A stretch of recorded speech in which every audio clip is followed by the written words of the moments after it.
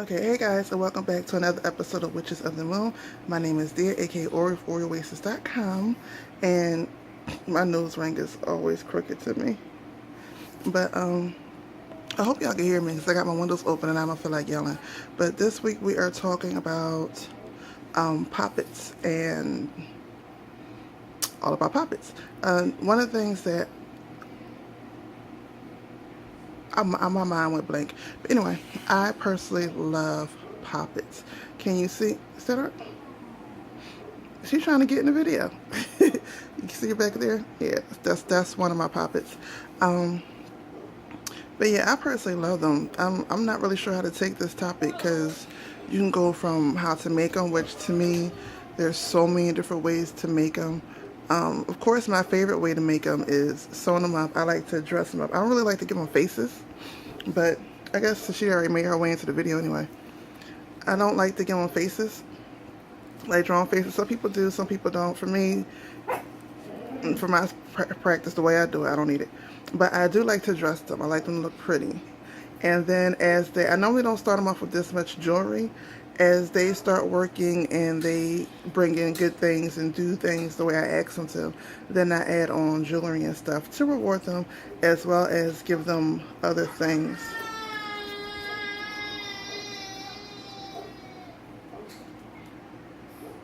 We're just going to ignore that. But yeah, that's one thing. Let's see. Where do I want to go with this video? Poppets. Okay, let's start with making them. They could be really simple.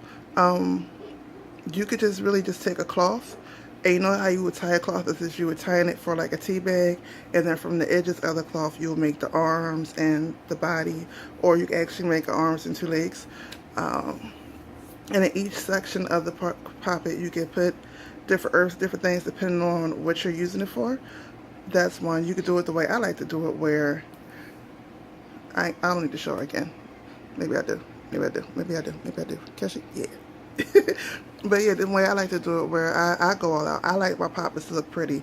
You know, I know that's not traditional. Most people like them to look quote unquote witchy. Personally, I don't believe witchy has a look. There's so many different types of witches, and throughout history, especially certain traditions, witches hid their craft. So there's a lot of things that, you know, which is mostly what I grew up on, is hiding things in plain sight. So this is something that, you know, would be the way I did her and the way I do most of my dolls, something that you can have out as a decoration, be hidden in plain sight. But getting back, let's get off of decoration because I love to decorate my dolls. I like to decorate most of my witchy stuff. That's just me. But okay, so, and again, excuse me if I'm not loud enough for y'all. I have my windows open, the breeze is in here, I got my incense going, so I don't want to be too loud. But what was I saying? Okay, back to poppets. Now, they're not that hard to make, and to me it's more so about the attention and the energy that you put in it. And to me, a poppet is not something, while it can be a one-time use, the best are ones that you use over and over again, depending on, unless you're like doing it to represent a specific person. If you're doing it, you know, for us to gain something, to me they're best to be used over and over again, like not to be switched out, to really work with it. And so for me, that's what I'm looking for. They're long-term use. They're not like, to me, they're not like one-time. They can be, but for me, I wouldn't use it for like a one-time spell. It would be an ongoing ritual, which will incorporate other things. Now, working with a poppet is pretty much like working with a mojo bag to me, whereas, you know, you're going to have to feed it. The only difference to me is that when I work with mojo bags really don't tell me what they want fed to them. But poppets and dolls, which to me poppets and dolls are the same thing. Other people may differ, but my preference, they're the same, just decorated differently. But the difference between them and a mojo bag to me only is that with a doll, they'll tell me what it is that they want. With a poppet, with a mojo bag, it's just whatever I give it. So I kind of prefer to work with dolls to hone in that energy and that connection. There are many types of dolls. There's one for ancestors you could do. There's, you know, money, love, career, finances.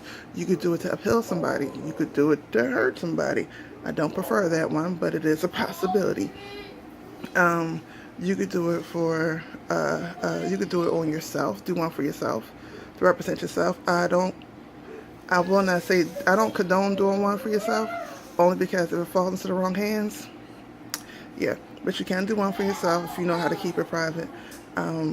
They make great gifts, especially for like little kids, if you want to make a protection doll and a prosperity doll. If you're raising them up in this type of lifestyle, as young as possible, I would get them a mojo bag or some type of pop-art doll where they can always have from childhood that'll have their prosperity year after year after year. So by the time they're teenagers and adults, like their life is covered by these poppets. But that's just my belief.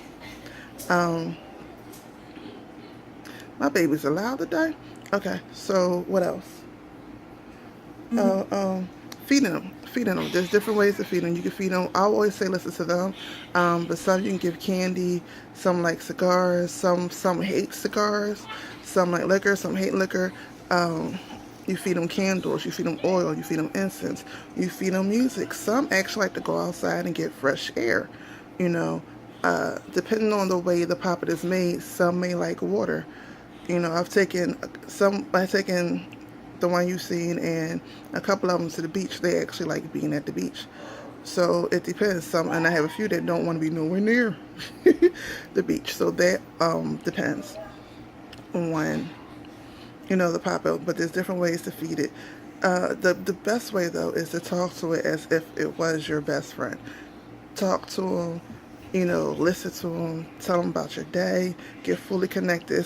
It's almost like a diary for your life. And it knows you spiritually, it knows you subconsciously, but the more you state your conscious thoughts to it, the better connected it feels, and the better it can see your connection between your conscious and your subconscious, so it knows what to do. Can you tell I work with dolls a lot? Because I do. But let's see what else. I think one thing that most people don't realize is talking about how to take a doll down, how to take it apart. If the doll is for someone, I would suggest taking it part by part and releasing the energy of the doll back to that person as you take apart each part. If the doll is for something else, you know, love category, whatever, if it's not representing a person, then you can still take it apart, or you can like bury it. The only thing I would not do is like just cut the head open or just cut it up open. For whatever reason, I wouldn't do that. But I would take it apart piece by piece by piece, blessing each part and sending the energy back to where it came from, and thanking it for its purpose. So that's why I say I covered feeding, dismantling, making. I kind of covered making. Also, I'm gonna go back to making because a lot of people get fooled. And you know, if you're not a part of a certain tradition, and I will always say if you're in a tradition, go by your tradition. But if you're not a part of a certain tradition, one of the best parts about being eclectic is discovering your own tradition and your own ways and seeing what works and doesn't work. This doesn't mean everything you do is going to work out the way you think it's going to work out. No, it don't. But you have to learn at some point how to make it, how to get it to work out for you. And that comes with practice. You have to practice, and you have to get the results of your practice, so you go home and see what you need to switch out and what you don't need to switch out. Let's see. Oh, you can with Poppets, you can send them anywhere. You know, you could put them under a chair. You can put it under a pillow. You can carry it in your purse. You can create an altar to it all on its own. There's so many different ways to, you know, honor the Poppet. But the main thing is that you should make a connection with it. And, yeah, I think that's it. So I'm going to let my little Poppet say bye-bye. Bye-bye. I have other ones, but they're working, and this is the one that's closest to me right now. So say bye-bye. Bye-bye. Okay. So that's it for this week. I'm sorry if I'm not really, really loud enough. Please just turn the volume up. Because like I said, I have the windows open. I'm getting the breeze in. I am smudging the hell out this place. I'm smudging the hell out this place. And I'm recharging things. So, and as y'all can hear, my boys are always in the background. So, I think that's all I have to say. Don't forget to comment. Don't forget to rate. Don't forget to subscribe if you are not subscribed to this channel already. Don't forget to watch everybody's videos on this channel. And I will see you next week. Peace.